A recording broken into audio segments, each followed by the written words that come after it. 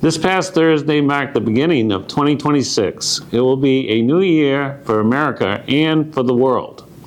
For many, it also marks a chance at a fresh start, a new opportunity to reach for goals and dreams. Hello, this is Senator Scott Cyrway of Kennebec County. Thank you for tuning in to the first Republican radio address of the new year. As we celebrate the new year, reflecting on our accomplishments and setting goals for the year to come, I look forward to continuing to fight for all Mainers during the upcoming legislative session.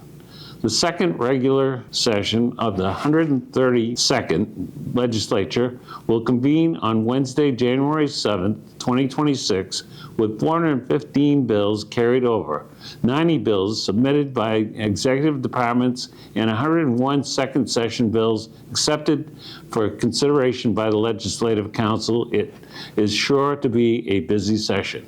The beginning of the second session also means the governor will have to act on the 61 bills she's been holding from the first special session. Among these bills is LD 1971, a radical sanctuary state bill, which she stated she will allow to go into law. LD 1971 is a truly dangerous piece of legislation that will prevent our law enforcement officers from cooperating with federal authorities to take dangerous criminals off streets. Despite this setback, Maine legislative Republicans will continue to pursue policies that put the safety of Mainers first. Legislative Republicans will also advocate for policies to provide substantial relief to Maine's taxpayers, and we will work to enable Maine taxpayers to benefit from the tax reforms enacted federally in the Working Families Tax Cut Act. Since Governor Mills rejected most tax conformity measures, Mainers won't be able to take full advantage of the federal tax cuts unless the legislature acts. That means working Mainers will still have to pay state taxes on tips and overtime and won't get a state deduction for car loan interest. Additionally, Maine seniors won't reap the full benefits of the increased $6,000 standard deduction for those aged 65 and older.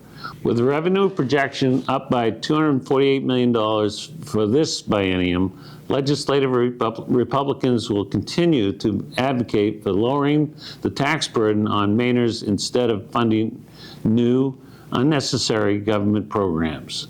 My Republican colleagues and I will also continue fighting for lowering energy costs.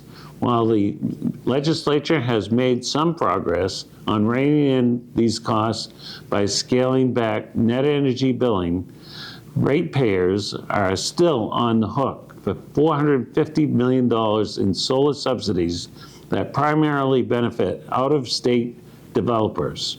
I'm optimistic that more work can be done, and the legislative Republicans will continue to support policies to lower Mainers' energy costs. Additionally, with growing claims of serious Maine care fraud, it is important for the legislature to ensure this program is available for the families and seniors who need it most. We must get to the bottom of this fraud and add safeguards to Maine care to prevent this type of wrongdoing from occurring again. These are just some of our goals heading into the new year. Again, this is Senator Scott Cyrway of Kennebec County, and thank you for listening, and have a very happy new year.